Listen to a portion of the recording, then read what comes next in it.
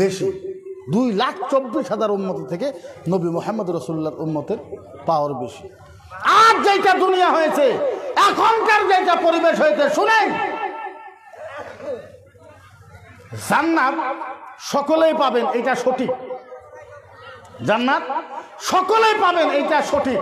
আল্লাহর জাতের কসম, যদি এই আসামের ভিতরে, ভারতের ভিতরে কোন জায়গার ভিতরে যদি আল্লাহর নবী সাল্লাল্লাহু তাআলা সাল্লামের অপমানিত হয়ে থাকে আর মুসলমান যদি উস্কুত সাইলেন্ট থাকে, মনে মনে থাকে, আল্লাহর জাতের কসম, কিয়ামতের দিন একটা পোকাও জান্নাতে যাইতে পারবে না। বুঝাবার পাই নাই?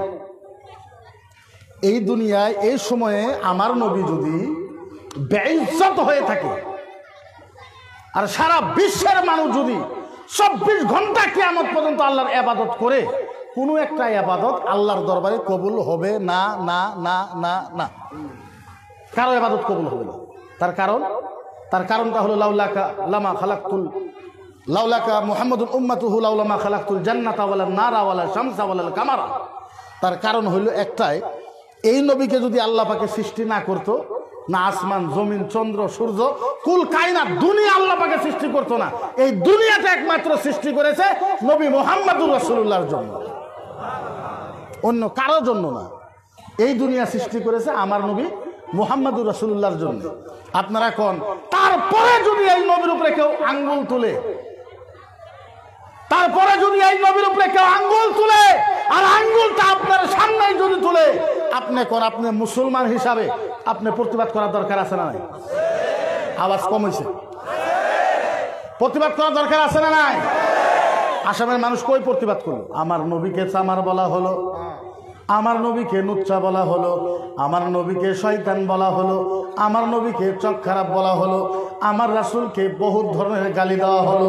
ও প্যারে মুসলমান, আমার নবীর পক্ষে একজন মুসলমান আসামে কথা বলল না। ও মুসলমান, আমার নবীর পক্ষে যে কথা বলা হলো না, আল্লাহ যদি কিয়ামতে জিজ্ঞাসা করে, মান তারাদা মুহাম্মদ ওয়া মা আখতারতাহু ফিদ দুনিয়া, বল বল বল, আমার নবীর জন্য সবকিছু করেছি, আমার নবীকে অপমান করা হলো, আমার নবীকে চামার বলা হলো, আমার নবীকে নুচ্চা বলা হলো, আমার নবীকে শয়তান বলা হলো, বলো বল, আমার নবীর জন্য কেন কথা বললা না? বলেন, তখন মুসলমানের জবাব দেওয়ার অধিকার থাকবে? জোরে কোন থাকবে? আরো জোরে কোন মুসলমান অধিকার থাকবে? ও প্যারে মুসলমান, ইমানটা হলো 1 নাম্বার। নামাজটা আপনি পরে পড়েন, রোজা আপনি পরে করেন, হজ আপনি পরে করেন, যাকাত আপনি পরে করেন, কারণ ইমান ইমান ইমান, কারণ ইমানদার জান্নাতে যাবে। এই কথা কোনো সময় ফুল হাদিসে দেখাইতে পারবেন না যে নামাজি জান্নাতে যাবে, রোজাদার জান্নাতে যাবে, হজ করেনওয়ালা জান্নাতে যাবে, মুফতি জাহান্নামে জান্নাতে যাবে, মুফাসসির জান্নাতে যাবে, মুহাদ্দিস জান্নাতে যাবে, পীর সাহেব জান্নাতে যাবে, 50 বার উমরা করেছে জান্নাতে যাবে, এমন কোন হাদিস আমার জীবনে আমি কোনোদিন পড়ি নাই। কেউ যদি পড়ছে আমি কইতে পারবো না, আমার জীবনে এমন কোন হাদিস পড়ি নাই। আল্লাহ বারবার বলেছে, এই পৃথিবীর মানুষ শোনো, মান আহাব্বা তাআলার রাসূল ফাকাদ মান কানা ফিল জান্নাহ। আল্লাহর নবী বলেছে, যারা নবীর পক্ষে থাকবে, আল্লাহর কসম তারাই জান্নাতে যাবে। যারা নবীর পক্ষে থাকবে তারা কোথায় যাবে? আরো যারা কোথায় থাকবে? তারাই জান্নাতে থাকবে। আল্লাহু আকবার। সাহাবারা নবীর জন্য পাগল, এমন পাগল এটা বুঝানোর কোনো কথা না। সাহাবারা এমন পাগল যেটা বুঝানোর কোনো শব্দ আমার মুখে এরকম কোনো ভাষা নাই, এমন কোনো জাদু জানি না যে আপনাদের এই জায়গাতে আপনাদের কলিজা ফালটা করে আপনাদেরকে বুঝাই দিতে পারবো। পারবো না, পারবো না, পারবো না। ও প্যারে মুসলমান, বলেন বলে আর আসামের ভিতরে, ভারতের ভিতরে সরকার যা সিদ্ধান্ত নেয়, সরকার যা সিদ্ধান্ত নেয়, প্রশাসন যা সিদ্ধান্ত নেয়, তার উপরে মুসলমানের নেতৃত্ব হয়ে থাকে, তার উপরে মুসলমানের খামোশ হয়ে থাকে। তার একটা উদাহরণ দেয়, আসামের সরকারটা বেশি ভালো না। যদি কোনো কথা বলা হয় আপনাকে জেলে যাইতে লাগবে, যদি কোনো কথা বলা হয় আপনাকে পুলিশে ভয় করবে।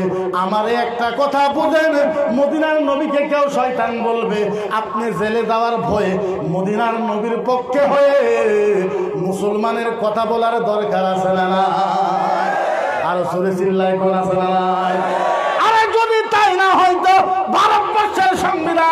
আমাদেরকে অথরিটি দিয়েছে ভারতের সংবিধান 39 নম্বর বি, 39 নম্বর বি অনুচ্ছেদে বাবা ভীমরাও আম্বেদকর যে সংবিধান লিখেছে, ওই সংবিধানের ভিতরে লেখা আছে মুসলমান নবীকে মানতে পারবে, মুসলমান কোরআনের হয়ে কথা বলতে পারবে, মুসলমান প্রফিটের হয়ে কথা বলতে পারবে। কোনো মানুষ যদি প্রফিটের যদি অন্যায় করে, মুহাম্মাদুর রাসূলুল্লাহ যদি অন্যায় করে, ওই মানুষের বিরুদ্ধে মুসলমান একত্রিত হয়ে আন্দোলন করতে পারবে। এই ক্ষমতা ভারতের সংবিধান আমাদেরকে দিয়েছে। তাইলে আমাকে বলেন, ভারতের সংবিধান যদি আমাদেরকে অথরিটি দিয়ে থাকে, মুসলমান গণতান্ত্রিক হিসাবে আন্দোলন করার দরকার আছে না? আপনি বলবেন হুজুর ওয়াজ করেন, আমি বলবো এইটাই ওয়াজ। এইটাই যদি ওয়াজ না হয়, পৃথিবীর ভিতরে আর কোনো ওয়াজ আমি তালাশ করে পাই না। তার কারণ হইল আলহামদু সূরা আপনি পড়েন, তার ভিতরে আপনি এইটাই পাবেন, নবী রাস্তাকে মানো, নবীকে মানো, আল্লাহকে মানো। আপনি কুলহু সূরা পড়বেন, ওর ভিতরে এই শব্দই আছে, আল্লাহকে মানো, নবীকে মানো। সূরা ইয়াসিন আপনি পড়বেন, তার ভিতরেও এইটাই লেখা আছে, আল্লাহকে মানো, নবীকে মানো। আপনি পৃথিবীর ভিতরে এই কোরআনের ভিতরে 30 পারা কোরআনের ভিতরে যে কোনো আয়াত পড়বেন, দুইটা কথা লেখা আছে, একটা হলো নবীকে মানো, আরেকটা হলো আল্লাহকে মানো।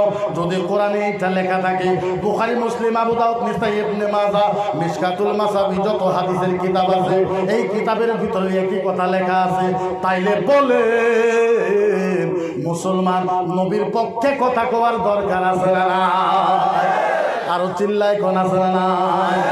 আরে যারা নবীর পক্ষে কথা বলবে, আল্লাহর জাতের কসম খেয়ে বলি, যারা নবীর পক্ষে কথা বলবে, দুনিয়ার শক্তি তার সাথে হাইরা যাবে। হারবে না? কথা কইরা দুনিয়ার শক্তি হারবে না?